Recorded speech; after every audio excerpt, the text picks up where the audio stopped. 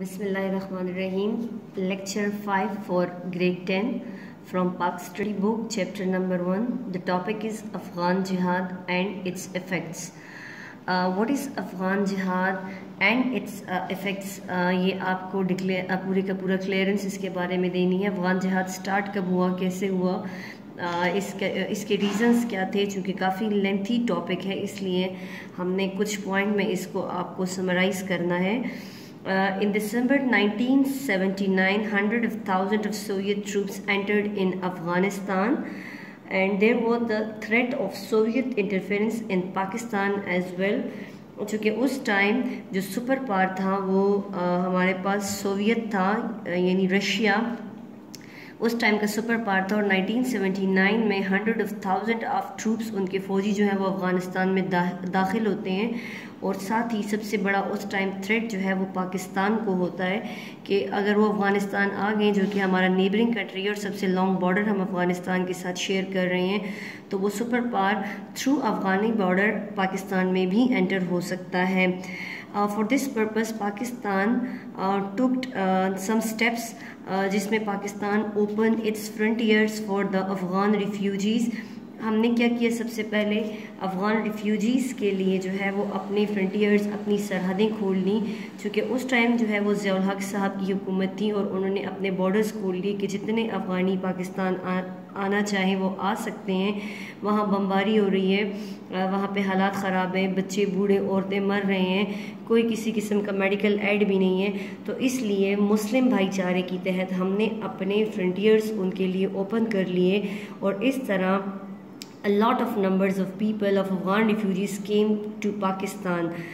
Meanwhile ये तो problem start हो गया और था. अब डेफिनेटली पाकिस्तान के लिए ये सबसे बड़ा मसला था, चूँकि ये हमारा नेबरिंग कंट्री है और उससे बढ़कर बात is an Islamic country. So Pakistan called the Islamic conference.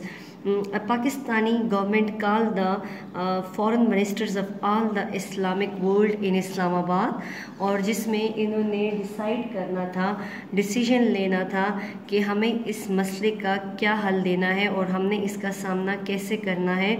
So the foreign ministers decided to condemn the aggression first. सबसे पहले तो तमाम फॉरेन मिनिस्टर्स ने जो है वो इस हमले की सख्त अल्फाज में मजम्मत की. तमाम इस्लामिक कंट्रीज़ के फॉरेन मिनिस्टर जो कि इस्लामाबाद में इकट्ठे हो चुके थे. And the other one not recognise revolutionary government. इनकलाबी हुकूमत को हम किसी सूरत रिकग्नाइज़ नहीं करेंगे, मतलब जो उस टाइम रशिया था उनकी गवर्नमेंट हम यहाँ एक्सेप्ट नहीं करेंगे अफ़गानिस्तान में.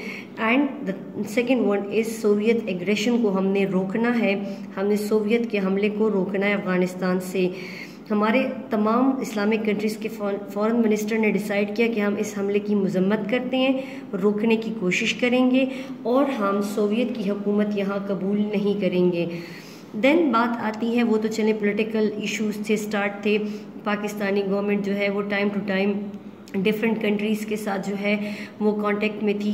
उस टाइम अपकमिंग सुपर पावर्स थे, बाकी बड़ी स्टेट्स थी जिनके साथ हम लोग कांटेक्ट में थे कि कैसे हम रशिया को रोक सकते हैं अफ़गानिस्तान में तबाही मचाने से.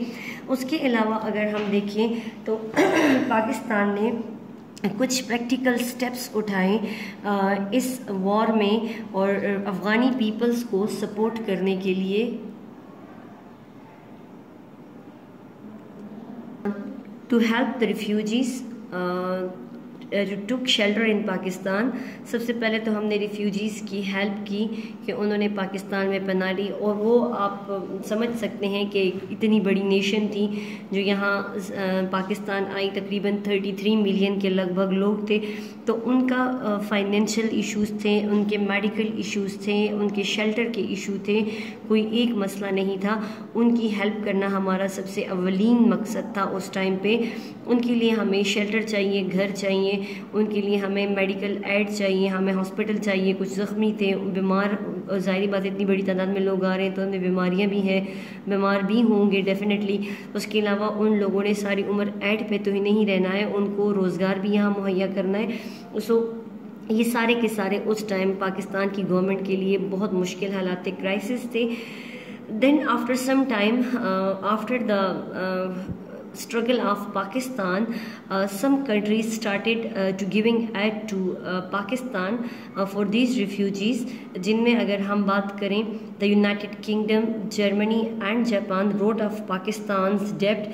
Germany, United Kingdom और जापान ने पाकिस्तान के कर्ज़े माफ़ कर दिए, और कुछ कंट्रीज़ ने पाकिस्तान के कर्ज़ों पे जो कर्ज़े लिए गए थे उस पे सूद लगा था, इंटरेस्ट, उसको माफ़ कर दिया।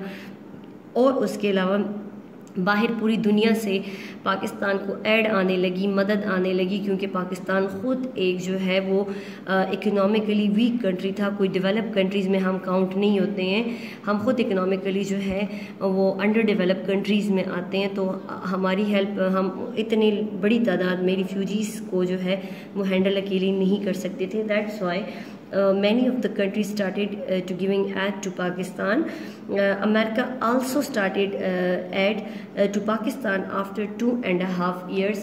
अमेरिका ने ख़ुद भी पाकिस्तान को 2-2.5 साल के बाद जो है वो इमदाद देनी शुरू की अफ़गान मुहाजिरीन के लिए। Mujahideen fighting with conventional weapons, चूँकि अफ़गानिस्तान जो था वो एक अंडर डेवलप, बल्कि आप कह सकते हैं कि थर्ड वर्ल्ड कंट्रीज़ में आने वाला कंट्री था। अभी भी उसके हालात कुछ ऐसे हैं, अंडर डेवलप में भी इतना काउंट नहीं होता है। मुजाहिदीन जो थे वो आम जो है जिहाद करने वाले आम लोग थे जो कि उस टाइम लड़ रहे थे रशियन एग्रेशन के ख़िलाफ़। वो मुजाहिदीन कन्वेंशनल वेपन से लड़ रहे थे, मीन उनके पास जो है वो रिवायती हथियार थे, वो पुराने ज़माने के पिस्टल हो गया या पिस्तौल हो गया। तो ज़ाहिरी बात है रशिया जैसा स्टेट जो उधर उन पे एयरक्राफ्ट से जो है वो बॉम्ब्स बरसा रहा है, वहाँ पे मिसाइल बरसा रहा है, उसका मुकाबला मुजाहिदीन कर रहे थे कन्वेंशनल वेपन से। अगरचे कन्वेंशनल वेपन का और उसके अलावा उन वेपन्स का कोई मुकाबला नहीं था, लेकिन मुजाहिदीन ने काफ़ी अरसे तक उनको रेजिस्टेंस दी, उनके एग्रेशन को रोके रखा और वो आखिरी वक्त तक लड़ते रहे। ये पाकिस्तान जो है अगर इम्पोर्टेंट बात हम करें इसमें, तो पाकिस्तान आल्सो असिस्ट मुजाहिदीन economically as well and financially and militarily as well. अब मिलिटरीली पाकिस्तान ने मुजाहिदीन को कैसे जो है वो हेल्प किया या कैसे असिस्ट किया, मुजाहिदीन को ज़्यादातर मुजाहिदीन को पाकिस्तान जो है वो हथियार प्रोवाइड करता रहा है, वेपन्स देता रहा है, ट्रेनिंग देता रहा है। ज़ाहिरी बात है सुपर पावर के अगेंस्ट लड़ना कोई इतनी आम बात तो नहीं, तो पाकिस्तान ने हर लिहाज से इन मुजाहिदीन को जो है वो असिस्ट किया ताकि वो अपने मुल्क को छुड़ा सकें, मुकाबला कर सकें। अगर पाकिस्तान के अलावा हम बात करें पाकिस्तान के बारे में, तो आप लोग भी जानते होंगे कि किस हद तक जो है हम सफ़र कर रहे हैं अभी भी इसी वजह से कि हमने उस जिहाद में या उस लड़ाई में मुजाहिदीन का अफ़गानियों का साथ दिया था, वो अभी तक हम उसको भुगत रहे हैं। लेकिन चाइना एक ऐसा स्टेट था कि चाइना ने also assist the Mujahideen with Soviet build weaponry.